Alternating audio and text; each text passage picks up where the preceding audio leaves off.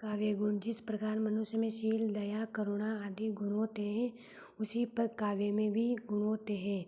काव्य गुणों को रसोद्रेक कहा जाता है, अर्थात जो बातें या गुण जो काव्य के आनंद रस में वृद्धि करते हैं उन्हें काव्य गुण कहते हैं।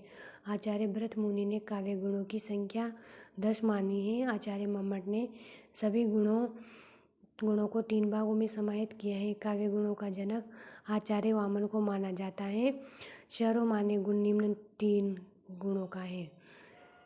पहला है ओज गुण। ओज गुण, ओज का शाब्दिक अर्थ है कांति या तेज। जिस रचना को पढ़ने सुनने से उत्साह, वीरता, आवेश आदि का संचार होने लगता है, भुजाएं भड़कने लगती है, वो रचना ओज गुण से युक्त रचना होती है। ओज गुण से युक्त रचना की विशेषता है। स्पष्ट, ओज गुण का संबंध गौड़ी रीति से होता है।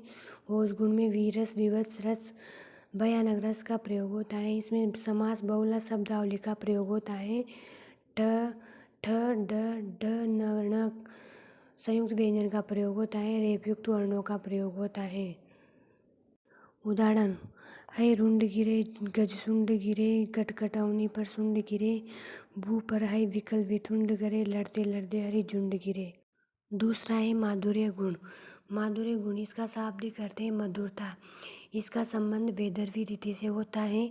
जिस रचना को पढ़ने और सुनने से हृदय द्रवित हो जाता है उसमें माधुर्य गुण होता है।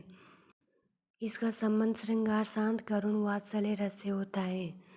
इसमें या तो समास होते नहीं, यदि होते हैं तो छोटे छोटे।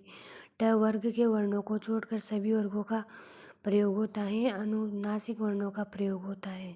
उदाहरण बदरस लालच लाल की, मुरलीधरी लुकाए, सो करे बोनिया से दे नट जाए। मंद मंद मुरली बजावत अधर धरे, मंद मंद निक्ष्यो मुकुंद मधुवंते। तीसरा प्रसाद गुण। प्रसाद गुण, प्रसाद का शाब्दिक अर्थ स्वच्छता या निर्मलता। जिस प्रकार स्वच्छ सरोवर में तल तक की प्रत्येक वस्तु स्पष्ट दिखाई देती है, उसी प्रकार प्रसाद गुण से युक्त रचना का अर्थ आसानी से समझने में आ जाता है। जिस प्रकार सूखी घास चिंगारी लगते हैं भड़क जाती है, उसी प्रकार प्रसाद गुण युक्त रचना का अर्थ पढ़ते ही समझ में आ जाता है। प्रसाद गुण से युक्त रचना की विशेषता। प्रसाद गुण सभी रसों में पाया जाता है। इसका संबंध पांचाली रीति से होता है। इसमें माध्यम समासों का प्रयोग होता है। उदाहरण जाकी रही भावना तैसी, प्रभु मूर्ति देखी तीन तैसी। वो आता दो टूक कलेजे के करता, पछताता पथ पर आता।